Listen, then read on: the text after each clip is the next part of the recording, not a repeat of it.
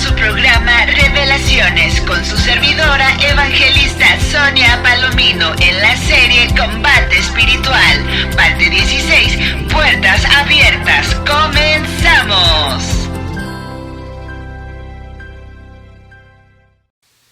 Hola, ¿cómo están? Dios les bendiga grande y poderosamente. Les saluda la evangelista Sonia Palomino desde Tijuana, Baja California, México, para el mundo entero, para las diferentes plataformas y emisoras radiales.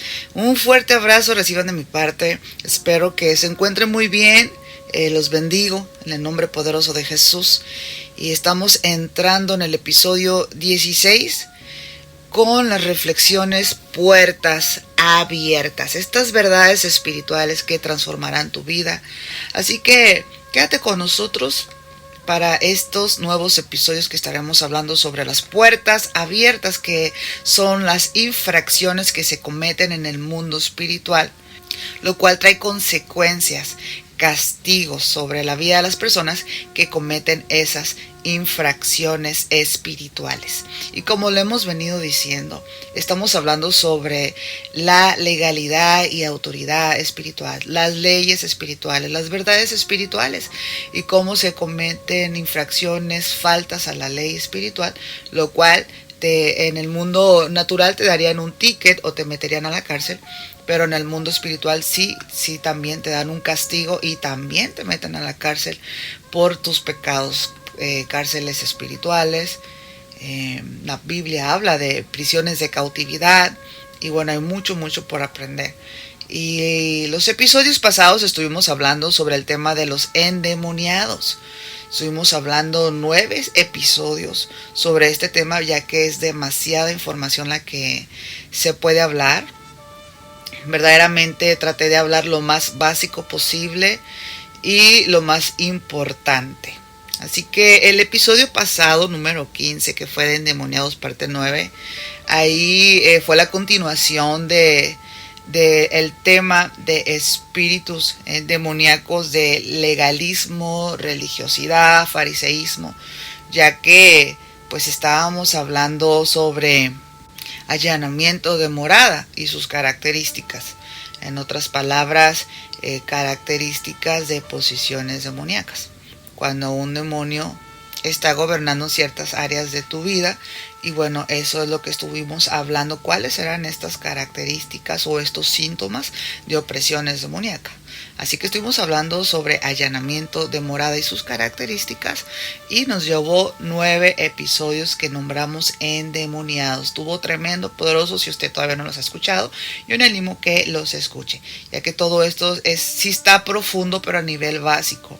De verdad que hay muchísimo de qué hablar. Digo a nivel básico porque no se profundizó uno por uno cada tema, sino que se habló globalizado, pero de una manera importante, que se rescataron puntos importantes que necesitamos saber todos nosotros, los hijos de Dios. Así que quédate con nosotros, comparte, corre la voz, comparte los enlaces, diles a tus amigos, seres queridos que sintonizan la radio, que ya comenzamos. Recibe un fuerte abrazo de mi parte una vez más, y bueno, prepárense porque ya comenzamos. Muy bien, comenzamos con infracciones y castigos. Como les comento, todo esto es en el ámbito espiritual. ¿Cuáles son las infracciones que le dan derecho legal a los demonios para que castiguen a estas personas? Esto también es conocido como las puertas de entrada a los demonios. Y para que fuera una manera más fácil de identificar para todos ustedes, estos episodios se estarán llamando puertas abiertas. Puertas abiertas, que básicamente son las infracciones y castigos, ¿ok? Son puertas abiertas que la gente le abre a los demonios para que ellos entren y causen daños. Aunque en su mayoría lo hacen inconscientemente. Nadie quisiera abrir puertas a demonios para que vengan a arruinarte el matrimonio, la familia, los hijos, tus planes, tu futuro, ¿verdad que no? Bueno, existen varias infracciones que ignoramos, pero que le dan derecho legal a Satanás y a sus demonios en contra de nuestra vida, para lastimar, castigar y cobrarte la multa. Aquí una multa es la infracción, es el ticket que te dan los policías. Entonces ellos, los demonios, entran a matar, a robar y a destruir Ya lo hemos venido diciendo todo este tiempo, que la Biblia dice en el libro de Juan, capítulo 10, versículos 10.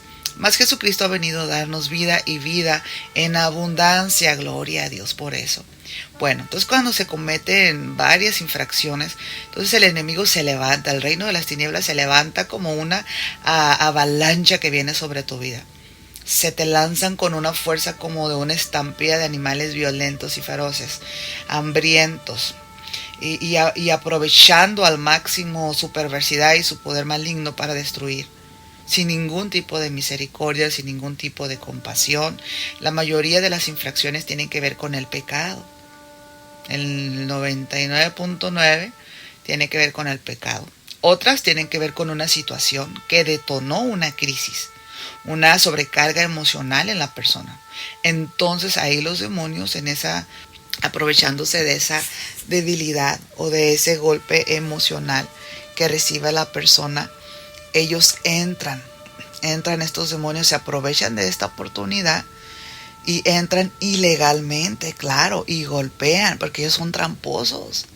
En la mayoría de los casos los demonios orquestan todo un plan demoníaco de alterar las situaciones en nuestro alrededor para que seamos una víctima y caigamos y pequemos, y así poder entrar para realizar la misión que ellos tienen, ¿no? Ya sea por una orden que les dieron los brujos, los hechiceros, o ya sea una orden del mismo infierno que han sido ellos asignados a tu familia o a tu persona por sus líderes demoníacos de alto rango, quien los comisionaron a destruir pues la vida de las personas.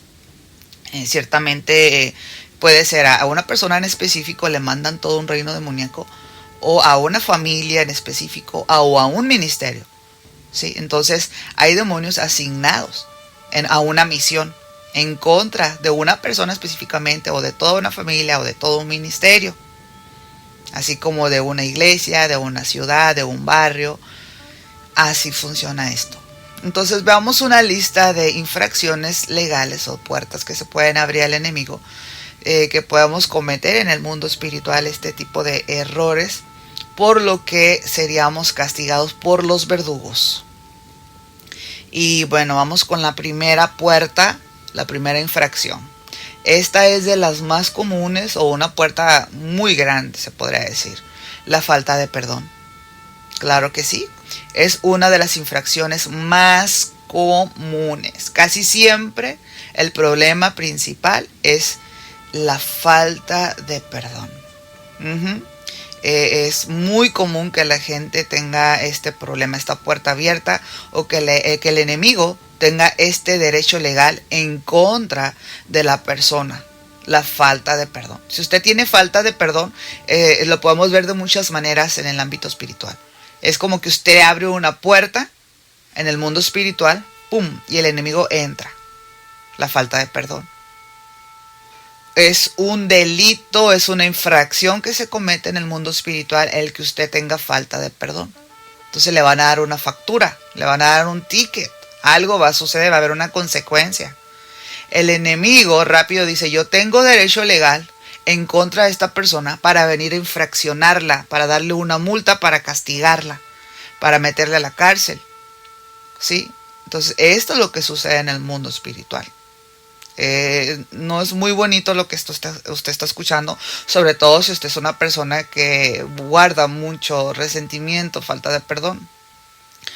Pero más vale que esta sea una verdad que le liberte a usted, que le rompan cadenas, que lo saque de prisiones de cautividad, que lo saquemos de la cárcel y que usted sea libre.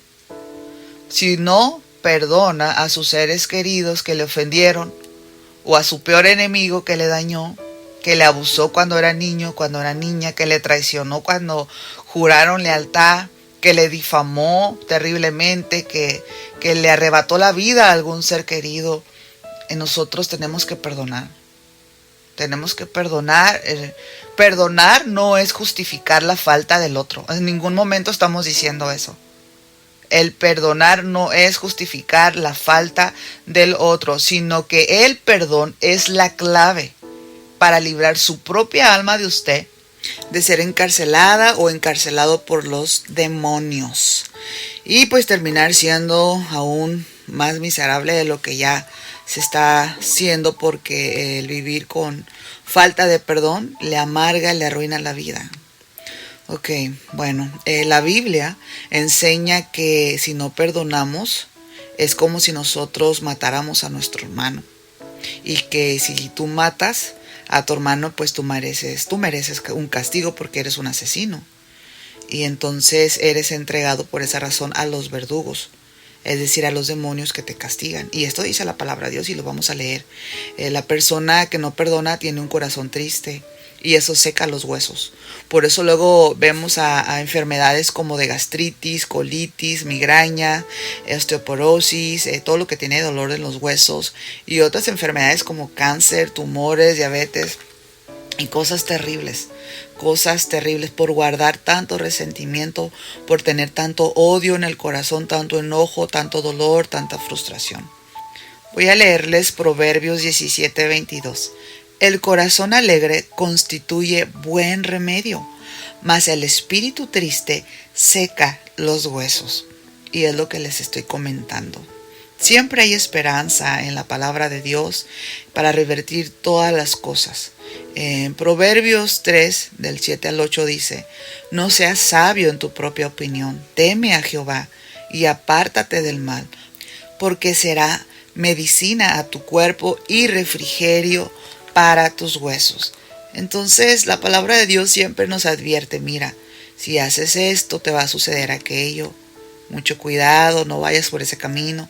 Pero también la palabra de Dios dice: bueno, si ya vas por ese camino y te arrepientes, o si cambias ese camino por el correcto, las cosas van a estar bien.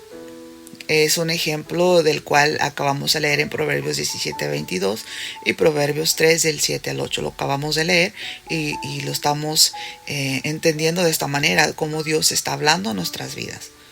Siempre, siempre, siempre hay esperanza en Dios. Mientras hay vida, hay esperanza, por supuesto. Ya una vez uno muerto, ya no tenemos esta esperanza. Vamos a leer Mateo capítulo 18, versículos del 23 al 35. Este se llama Los deudores y la verdad está bien tremendo, bien tremendo.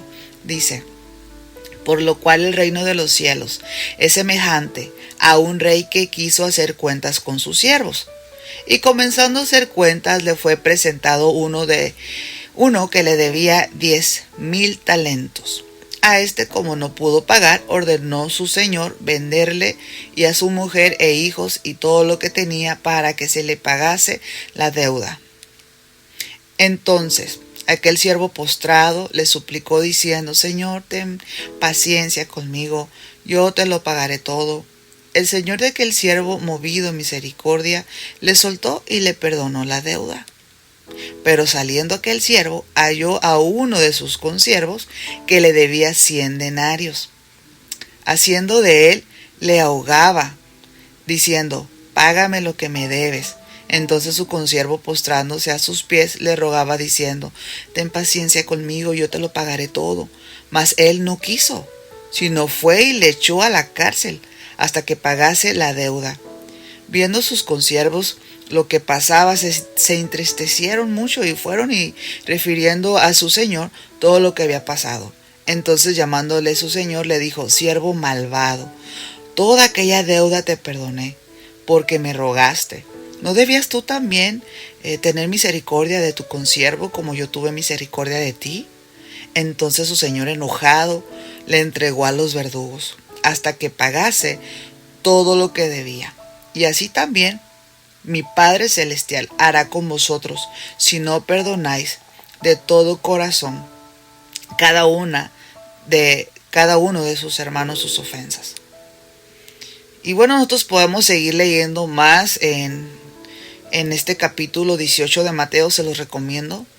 Y dice que el que no perdona a su hermano es merecedor de castigo, porque es como un asesino. Es tremendo lo que dice. Y que será entregado a los verdugos. En primera de Juan 3:15 dice: todo aquel que aborrece a su hermano es homicida. Y vosotros sabéis que ningún homicida tiene vida eterna permanente en él. Wow.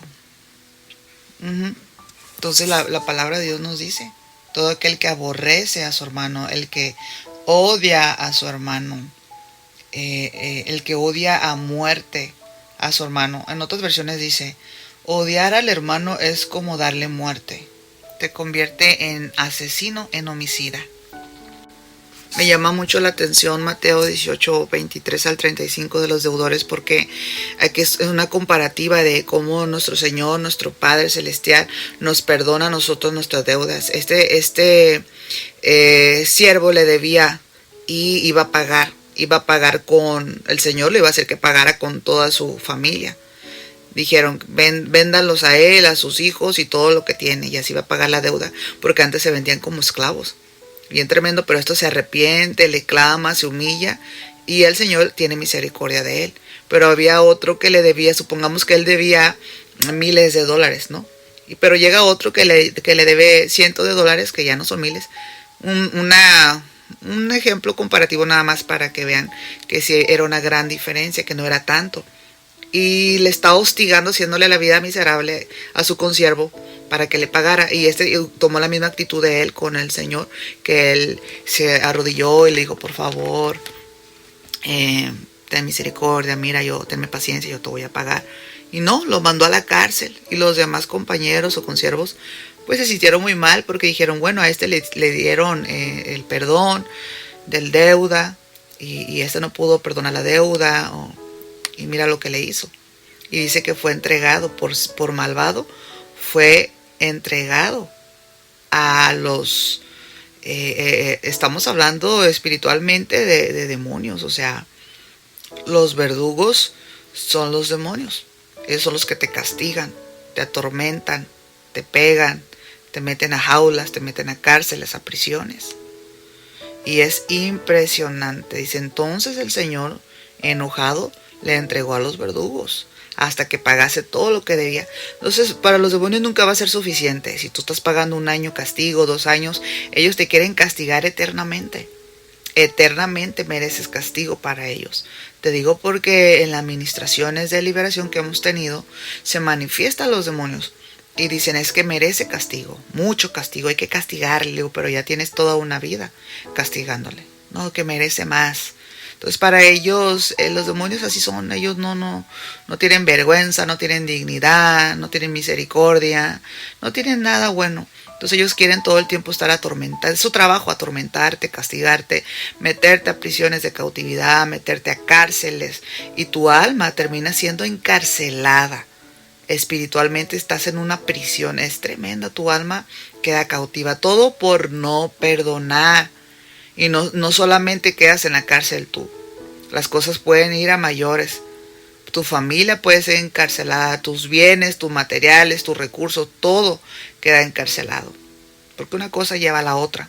Entonces es muy delicado no perdonar.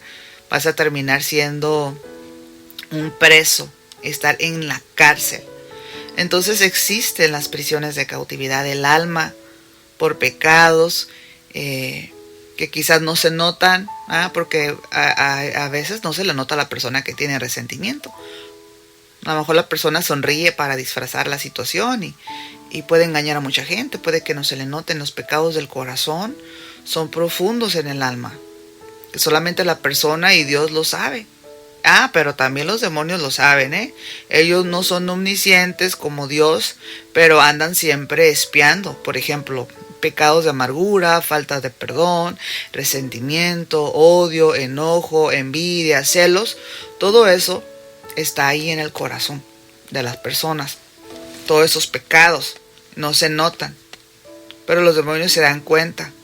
Miran una acción tuya, una palabra, cómo reaccionas, y ellos se aprovechan y se meten y jalan a los demás hasta que esta persona queda infestada de demonios y su alma queda prisionera.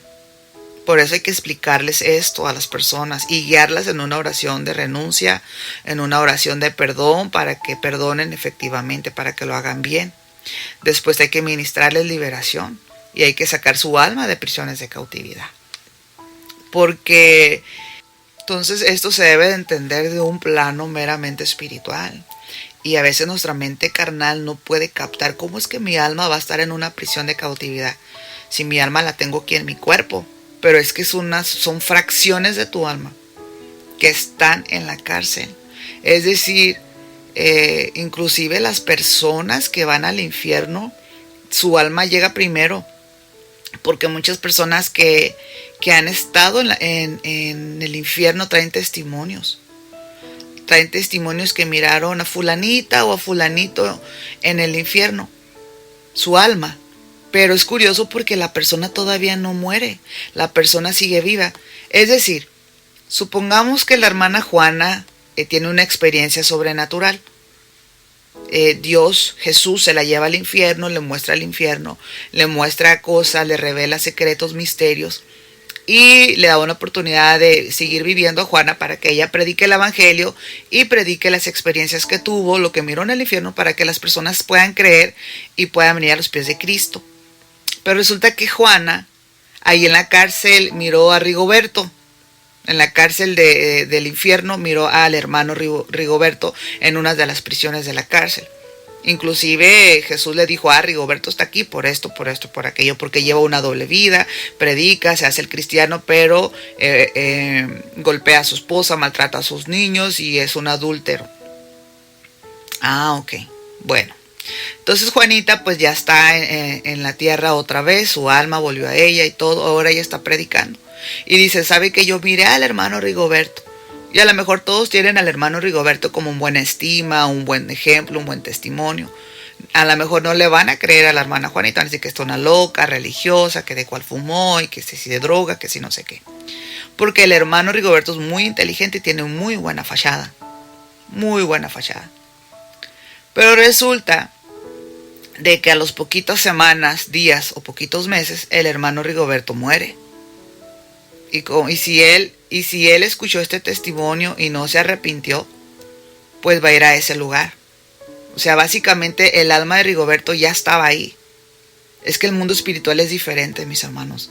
No es como, en lo natural no tiene sentido esto, pero en lo espiritual sí tiene sentido. El mundo espiritual es muy diferente al mundo natural. A las cosas que no se pueden hacer en este plano natural, en el mundo espiritual sí se pueden hacer.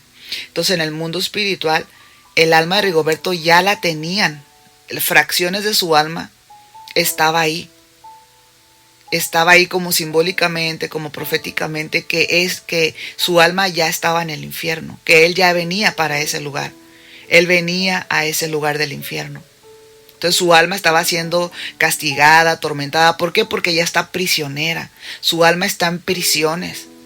Está en prisiones. Hay diferentes prisiones del alma y de la carne. No todas están en el infierno. Pero este es un ejemplo.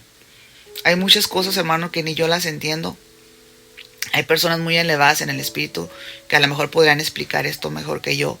Pero lo que tengo, eso es lo que yo comparto con ustedes. Entonces, yo no estoy entrando a profundidad en todos estos puntos, pero sí lo estamos hablando generalizados o globalmente, porque es importante hablar de todo esto, que ustedes sepan que todo esto es real, que todo esto existe. Entonces, resulta que Rigoberto, si escuchó a la hermana Juanita, debió haberse arrepentido, entregar su vida a Cristo de verdad y ordenar su vida. Si lo hizo o no lo hizo, solamente Dios lo sabe. Pero si lo hizo, ya su alma no se va a ir al infierno.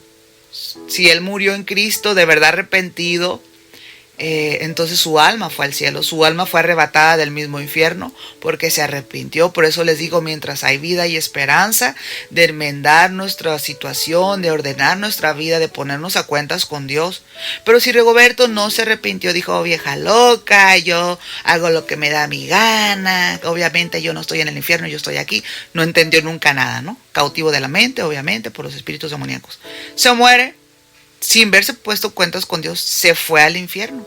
Entonces lo que miró, la visión que tuvo, la experiencia sobrenatural que tuvo la hermana Juanita, pues fue real. Fue real. ¿Por qué? Porque el hermano Rigoberto finalmente se murió y terminó en ese lugar.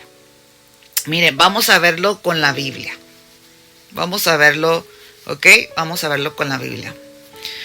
Ay, Dios mío, es que la verdad es que si la gente no se arrepiente, no se pone a cuentas con Dios, y tanto la gente cristiana o que lleva una vida religiosa o aparentemente cristiana, pero no lo son. Todos los impíos y todos los de adentro, los de afuera, debemos arrepentirnos, porque si no, es a ese lugar donde vamos, ese lugar de tormento. Vamos a leer la Biblia. Yo se lo voy a comprobar por la palabra, ¿ok?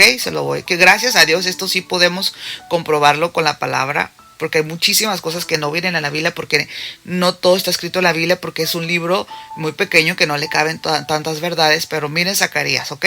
Vamos a leer Zacarías capítulo 3 versículo 2. Dice, esta es la versión Reina Valera 2015.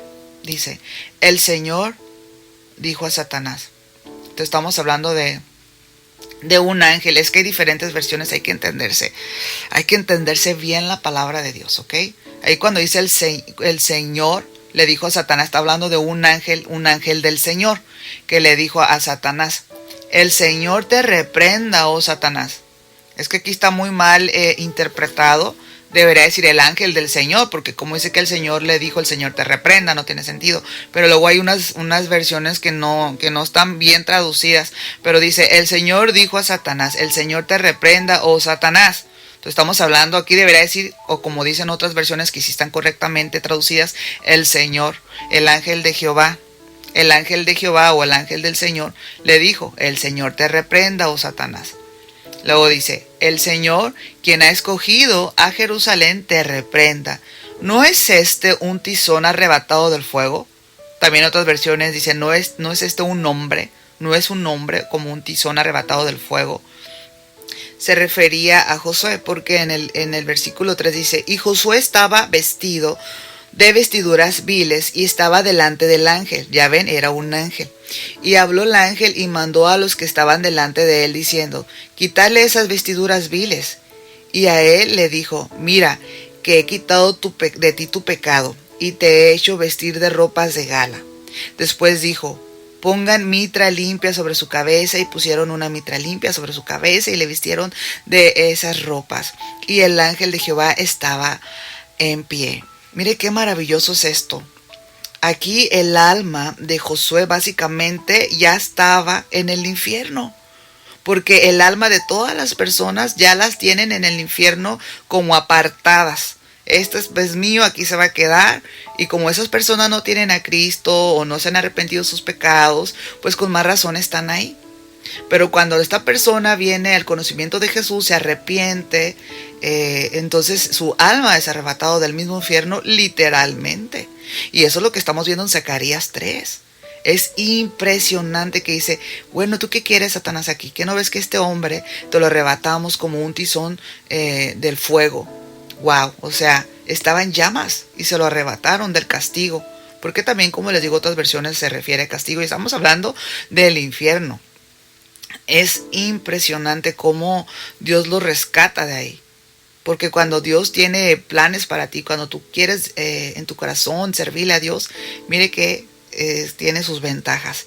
Gloria al Señor. Y aquí está diciendo, te quité tu pecado y te voy a vestir de ropas de galas, te voy a poner precioso, te voy a arreglar hermoso en mi presencia. ¡Wow! Mire nada más, esto es cuando Dios te perdona porque tú te arrepientes. Dios te quiere perdonar, pero si no te arrepientes no te va a perdonar nada. Tienes que arrepentirte. Entonces Él te quita tus ropas sucias, te quita tus vilezas, te quita ese pecado y te da vestiduras de gala, te da vestiduras nuevas. Y entonces tu alma es rescatada del mismo infierno. Lo acabamos de leer. Qué impactante. Isaías 61:1 dice, el Espíritu del Señor Dios está sobre mí, porque me ha ungido el Señor para traer buenas nuevas a los afligidos. Me ha enviado para vendar a los quebrantados de corazón, para proclamar libertad a los cautivos y liberación a los prisioneros. Wow, mire qué tremendo. No es que Dios te dio poder para ir a todas las cárceles y me sueltas a este y me sueltas a aquel y me sueltas al de allá, porque Dios me envió y sácame a todos estos presos. No está hablando literalmente, aunque literalmente y físicamente dice la palabra de Dios que no debemos de olvidarnos de los presos y tenemos que ir a visitarlos. Y ese es otro punto diferente, pero aquí Isaías 61 nos está diciendo espiritualmente. Espiritualmente dice que rescatemos, que proclamemos libertad de los cautivos y liberación de los prisioneros. impresionante, las prisiones de los que moran en tinieblas. Isaías 42:7. Salmo 102:20, Jeremías 38. O sea, podemos encontrar en la palabra que existen estas prisiones de cautividad por abrir la puerta de falta de perdón. Entonces, conclusión, se entiende que esta infracción es la falta de perdón, la que le da la entrada a todo un reino demoníaco para venir a afectar tu vida. Sabemos que cada espíritu demoníaco se junta con otros y siempre los invita a venir porque ellos están formando sus equipos, sus reinos, sus legiones. Siempre hay demonios líderes, está el de alto rango, el de cabeza de legión. Y bueno, el darle derecho legal a Satanás por medio de la falta de perdón, una de las causas que puede acontecer en tu vida es terminar en una prisión de cautividad del alma por estos pecados del corazón. Entonces la infracción es la falta de perdón. ¿Y cuál es el castigo? Pues lo que les comento, el castigo es que arrestan tu alma y las ponen en prisiones de cautividad. Entonces tú ya quedas endemoniado en ciertas áreas de tu vida. Ciertas áreas de tu vida quedan demonizadas. Y no vamos a entrar más a profundidad porque para esto viene otra temporada en donde vamos a estar hablando específicamente de cada cosa y lo vamos a estar desarrollando a profundidad. Entonces vamos a ver otra puerta de entrada. Vamos a avanzar. Otra puerta de entrada que pues es muy típica, que son los pecados personales. Entonces, cada que una persona comete pecados, no es que tus ancestros los cometieron o que el vecino cometió el pecado por ti. Estamos hablando que uno mismo comete pecados. Esas son infracciones que cometemos, lo cual merece un castigo, lo cual abre puertas, lo cual le da derecho legal a los demonios. Entonces, tiene que ver con los pecados cometidos por la propia persona. Se debe de reconocer que hay pecado. Tú debes de reconocer que estás cometiendo faltas, que tienes pecados ocultos, sin estarle echando la culpa a los demás. Hay que reconocer cada quien lo suyo propio. Debe aprender a responsabilizarse por sus propias acciones. Después se debe confesar a Dios para pedir perdón. Y concluir expulsando a estos espíritus demoníacos que entraron.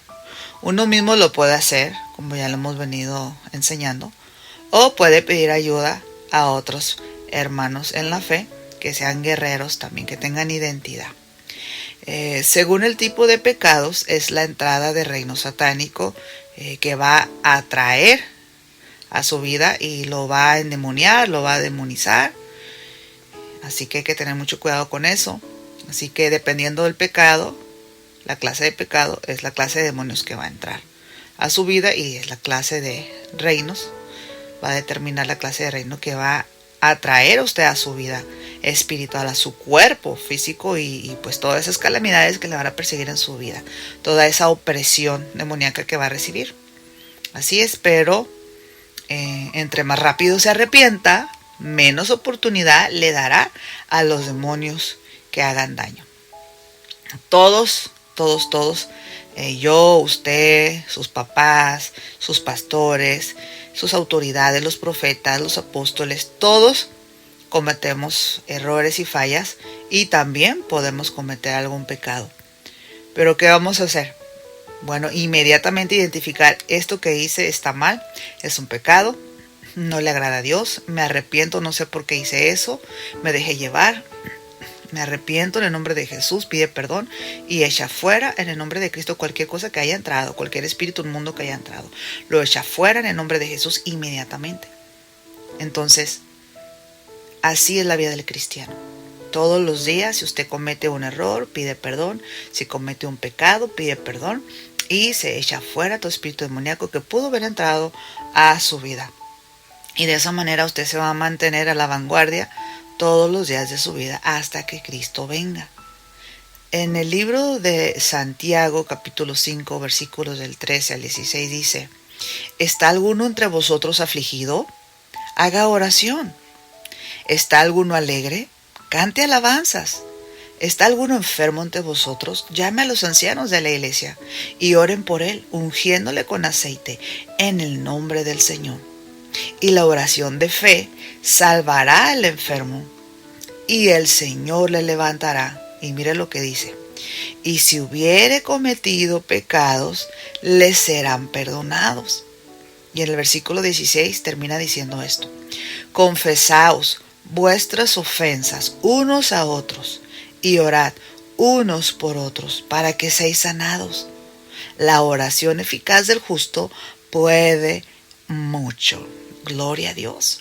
Bueno, aquí la palabra de Dios nos está diciendo, si usted está triste, se siente congojado, se siente afligido, ore y Dios le va a dar esa paz que sobrepasa todo entendimiento. Usted se va a refugiar en Cristo y en Cristo va a encontrar lo que usted necesita. Si está contento, alabe a Dios, cante alabanzas, cántico nuevo, sus alabanzas favoritas, dánsele a Dios y disfrute ese momento de alegría. Si alguno está enfermo, llame a los ancianos de la iglesia. Vaya a la iglesia o llámeles para que oren por usted y le unjan con aceite de oliva. No es con aceite de comida, no es con aceite de carro, no es con nada de eso. La Biblia se refiere al aceite de oliva. Luego dice, y la oración de fe salvará al enfermo. Si oran por usted y usted cree que Dios le puede sanar, si usted tiene fe, dice que esa fe le va a salvar. Esa fe, el Señor por medio de esa fe en Cristo Jesús le va a levantar. Y luego dice, si hubiere cometido pecado, le serán perdonados. Qué hermoso es eso. Ahora, para que esos pecados sean perdonados, dice, confesaos vuestras ofensas unos a otros y orad unos por otros. En vez de acusar a tu hermano que te ofendió, perdónalo. Y si tú le ofendiste, confiesa tu pecado y oren mutuamente. Y dice que van a ser sanados unos a otros. Orando uno por otros, perdonándose unos a otros, van a ser sanados. Luego termina siendo la oración eficaz del justo. Puede mucho. Es decir, que hay que ser eficaz en la oración. Hay que tener sabiduría, estrategia para orar. Sí, porque también en otra parte de la Biblia dice que no reciben porque no saben cómo orar. Porque luego piden para puras cosas egoístas y así. Entonces hay que saber cómo se debe de orar. Luego dice la oración del justo. Es decir, una persona que tiene orden en su vida. Si usted está en pecado, si tiene su vida en desorden, su oración va a ser estorbada. Simplemente el estar molesto con su esposa, dice la Biblia que su oración va a ser estorbada. Entonces, si usted tiene una vida de pecado, si usted está en yugo desigual, si usted no está casada, no está casado, está trabajando en un trabajo ilícito, tiene un empleo ilícito, vende cosas ilícitas, tiene una vida pecaminosa, una vida contaminada, bueno, usted no es una persona justa. Entonces su oración no va a poder mucho, al menos que sea una oración de arrepentimiento y deje esa vida de pecado a un lado. Y entonces sí, conviértase en una persona justa, una persona íntegra delante de Dios para que sus oraciones no sean estorbadas.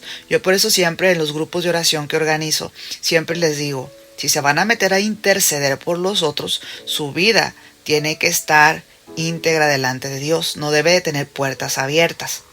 El enemigo no debe de tener derecho legal sobre su vida porque le va a venir a golpear duro. Porque usted va a interferir con sus oraciones, el reino de las tinieblas, el mundo espiritual, entonces el enemigo va a venir a quitarla de una vez. La va a golpear, lo va a quitar de una vez porque sus oraciones le son molestas, le son de estorbo. Ahora, si usted tiene una vida de pecado y está orando, obviamente esas oraciones no son poderosas, no pasan del techo, no son escuchadas, al menos que sea una oración de que usted se arrepienta.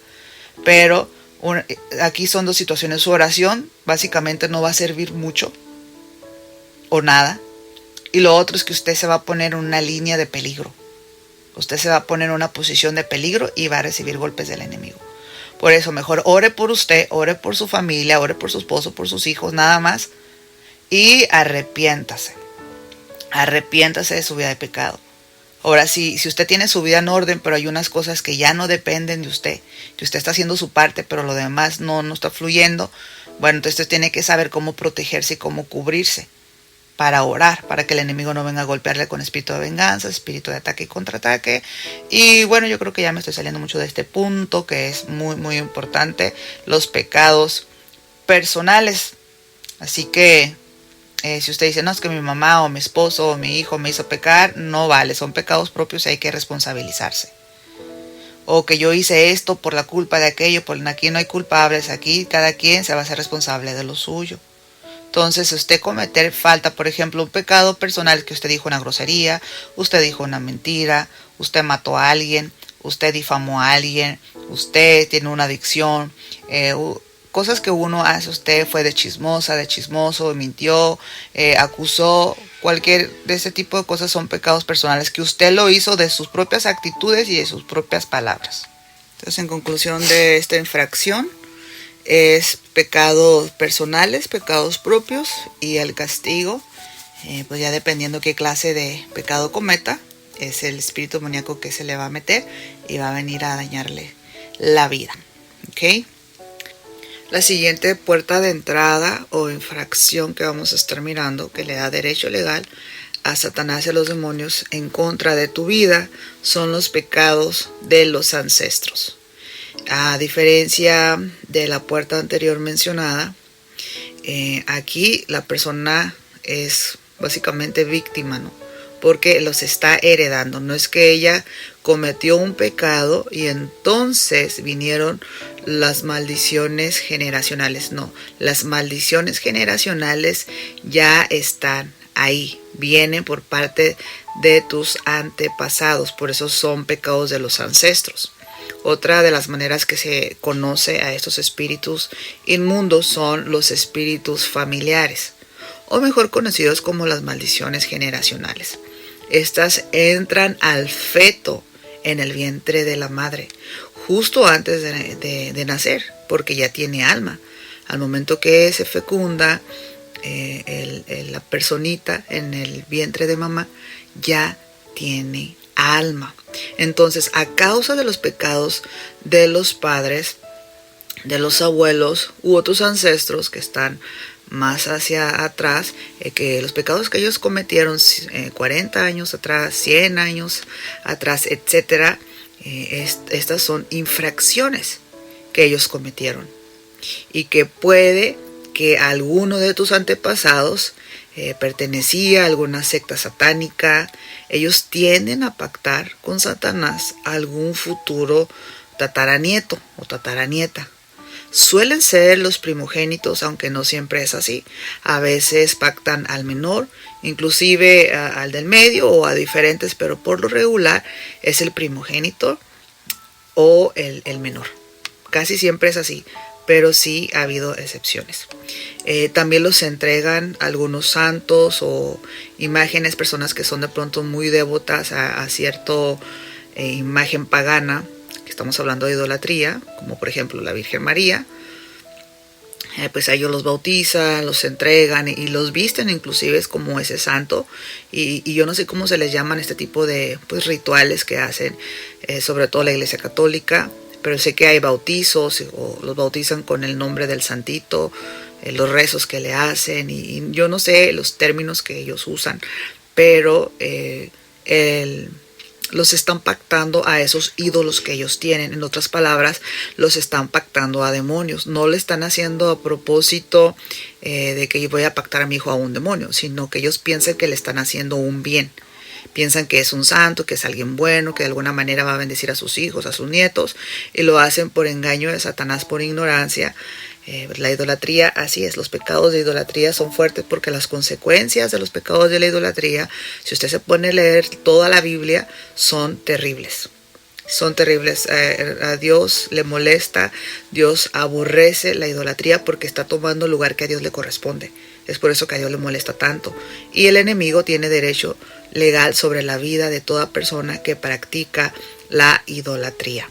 Entonces, ya sea que eran idólatras de algún santo, o eran satánicos, o eran brujos, o eran hechiceros, aquí estamos hablando que pactan la vida de las personas. No necesariamente si usted tiene maldiciones generacionales significa que lo pactaron. No siempre es así. No siempre es así. De hecho, las maldiciones generacionales no son necesariamente pactos. Pacto ya es otro punto, es otro tema, pero entra en los pecados de los ancestros. Entonces, para globalizar un poco más este tema, lo estoy mencionando aquí también para que no nos lleve tanto tiempo, porque como les digo, más adelante vamos a estar profundizando un tema a la vez. Y yo creo que vamos a tener un episodio, un programa por tema, para poder ampliar un poquito más y poder estar sacando todas esas dudas e información oculta a la luz. Está desenmascarando a Satanás y a sus demonios, sus artimañas, sus engaños, sus mentiras. Entonces básicamente aquí los demonios tienden a quedarse en la casa de las personas. Los abuelos se mueren, los padres se mueren, los hijos fallecen, etcétera, etcétera. Pero los espíritus permanecen. El ser humano se muere, pero el espíritu del mundo no se muere. Él sigue ahí. Y él se queda con los nietos y se queda con las siguientes generaciones. Y así sucesivamente. Hasta que alguien rompe con ellos. Con estos pactos o con esta maldición generacional. Para eso necesita Jesucristo. Con el poder de Dios y en el nombre de Jesús se anula y se cancela y se corta de raíz de una vez por todas y de una vez para siempre. Es común que entran espíritus de rechazos al bebé antes de nacer, cuando no lo desean, no es deseado o están pensando en abortarlo. Y es así cuando entra estos espíritus demoníacos en un bebé que pues no pecó, que no ha hecho nada malo. Entonces el bebé nace, es un niño y luego crece, es un adulto y trae demonios de rechazo. Pero estos espíritus demoníacos son maldiciones generacionales. El demonio de rechazo cuando entra de esa manera al feto, al bebé, eso es un demonio de maldición generacional. Bueno, aquí las maldiciones generacionales para empezar ya son 6 puertas abiertas, nada más así por encimita, pero son muchas más. Por ejemplo, la línea de mamá. Pues mamá ya es una puerta. El abuelo y la abuela que vienen de parte de mamá, pues son otras puertas. Ahí ya son 3. Por la línea de papá, igualmente, papá es una puerta. El papá y mamá de él, que vienen siendo los abuelos, son otras puertas. Aquí estamos hablando de 6 puertas nada más para empezar. Y así le seguimos hacia atrás y esto empeora y empeora. Pero no importa la gravedad de las maldiciones generacionales. Para Jesucristo, cualquiera de ellas las puede romper. La sangre de Jesús, que fue derramada en la cruz del Calvario, es más poderosa que todas las maldiciones generacionales del mundo entero. Así que necesitamos el poder de Jesús, necesitamos a Jesús en nuestras vidas para poder romper esas maldiciones generacionales. Pero se deben de parar en la brecha. Debe meterse uno en ayuno, en oración y tiene que romper. Y también el Espíritu Santo da dirección, da estrategias, Él revela. A veces Dios nos pone a hacer cosas medias raras o locas, ¿no? Cuando nos movemos en un ambiente profético, así como se movía Jesucristo. Y de pronto Jesús te puede dar una revelación por medio del Espíritu Santo, alguna dirección, pero simplemente con el poder de la palabra, con lo que está escrito en la Biblia, el que tú te posiciones y tomes autoridad y anules y canceles y hagas guerra, porque a veces no queda la primera oración. No, mis hijos no tienen nada y en el nombre de Jesús se acabó. Y ya te vas por la vida. El diablo se ríe en tu cara. No porque tú digas eso ya rompiste con todos los poderes de maldición generacionales de los ancestros. Eso es pura ignorancia. Tú tienes que entender que eso es una guerra real y que los demonios no se van a ir corriendo espantados de miedo porque tú dices eso. Tienes que meterte en ayuno y oración y pelear la liberación de tus hijos. Pelear tu propia liberación. Alguien se tiene que parar con poder y autoridad y romper esas maldiciones generacionales. Entonces aquí estamos hablando de la ley de la siembra y la cosecha. Si usted siembra iniquidad, sus hijos van a cosechar la iniquidad. Un ejemplo gráfico. Vamos a imaginarnos un árbol. Para hacer un poco más gráfica la idea. Las raíces representan la iniquidad. El tronco, la fuerza maligna. Las ramas, el pecado. Y los frutos, las maldiciones generacionales. Y no quiero profundizar ahorita en tanto texto bíblico de lo que son maldiciones generacionales porque ya lo venimos hablando desde un principio, creo que fue el primer episodio o el segundo, en donde hablamos de la legalidad. Ahí estuvimos hablando sobre los pecados y las maldiciones generacionales. Pero sí vamos a leer Mateo 15, versículo 13, que dice: pero respondiendo él, dijo: toda planta que no plantó mi Padre Celestial será desarraigada. Así que, tomando en cuenta este ejemplo del árbol, pues queda muy claro. Toda planta que no plantó mi Padre Celestial será desarraigada. Entonces tenemos que ser un buen árbol que da buenos frutos. Y hablando de la iniquidad, bueno, es transmitida por la heredad de mis padres, y a la vez yo se la transmito a mis hijos y mis hijos a sus nietos y así sucesivamente. El Señor reprenda al diablo, anulamos y cancelamos que eso no va a ser así, pero es una ley espiritual, es una verdad espiritual y bueno, lo hemos venido viendo a través de varias ministraciones de liberación con siervos y siervas de Dios que ellos traían arrastrando estas maldiciones generacionales. En lo personal yo ya me he ministrado más de una ocasión lo que es autoliberación y echando fuera todo lo que es iniquidad, maldiciones generacionales. Y también sobre mis hijos, sobre mis descendencias. Muy importante hacerlo todos nosotros. Entonces, la iniquidad puede estar en mí, aunque no se haya manifestado aún el pecado. Y puede que yo ya se los haya heredado a mis hijos, aunque en mí no se haya manifestado el pecado. Mire, es bien curioso, les voy a contar algo que sucedió. En mi familia, por parte de la línea de mi mamá, casi todos tienen alergia. Ellos no son cristianos. Ellos tienen esto de la alergia. Y pues la mayoría de ellos han sufrido de rechazo y muchas cosas más. Entonces yo no tengo alergia, gracias a Dios.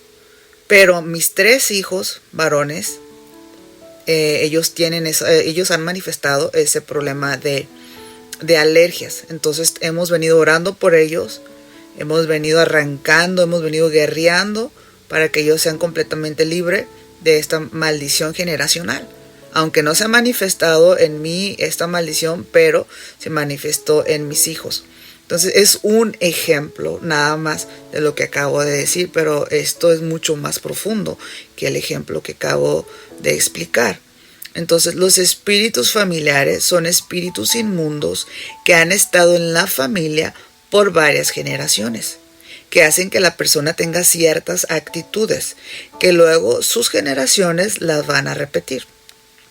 Independientemente si esta persona conoció a su ancestro, si estuvo con él cuando él tuvo ciertas actitudes, independientemente de esos 2 puntos, las descendencias que heredan estos espíritus familiares, ellos repiten estas actitudes, lo hayan visto o no lo hayan visto. Es bien increíble, ¿verdad? Entonces yo les voy a platicar de una historia de la Biblia de Abraham. Sí, Abraham miente sobre su esposa. Dice que es su hermana, por medio que lo maten a él y le roben a la mujer porque era muy bella. Vamos a leer Génesis 12 del 10 al 13. Hubo entonces hambre en la tierra y descendió Abraham a Egipto para morar allá, porque era grande el hambre en la tierra. Y aconteció que cuando estaba para entrar en Egipto, dijo a Sarai, su mujer, he aquí ahora conozco que eres mujer de hermoso aspecto, y cuando te vean los egipcios dirán, su mujer es, y me matarán a mí, y a ti te reservarán la vida. Ahora pues, di que eres mi hermana, para que me vaya bien por tu causa, y viva mi alma por causa de ti. Eso dice la palabra de Dios también en Génesis 20 del 1 al 2. Dice, de ahí partió Abraham a la tierra de Negué y acampó entre Cades y Shur y habitó como forastero en Gerar.